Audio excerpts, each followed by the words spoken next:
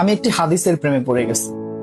হাদিসটা হচ্ছে ঠিক এমন যে যখন বান্দা একটি ঘরে কান্না শুরু করে এবং তখন আল্লাহর ফেরেশতারা বলে যে আল্লাহ তোমার এই বান্দাটা কি জন্য কষ্ট পাচ্ছে, এবং ফেরেশতারা আল্লাহর কাছে কান্নাকাটি করে বলে যে তার মনের ব্যথাকে তুমি আল্লাহ কমিয়ে দাও। তখন আল্লাহ তাআলা বলেন যে আমার বান্দা এমন কোনো কিছুর মায়া পড়েছিল বা ভালোবেসেছিল যা আমার চাইতে সে বেশি ওই জিনিসটার প্রতি ভালোবেসে ফেলেছিল।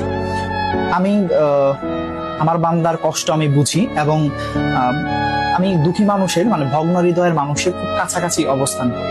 কত দূর? 1 হাত দূরে আল্লাহ তাআলা অবস্থান করেন। এবং আরেকটা কথা হচ্ছে ফেরেশতারা তখন বলতে থাকে আল্লাহ তুমি চাইলেই কি সেই বান্দার সেই অভাবগুলো তুমি পূরণ করতে পারো না?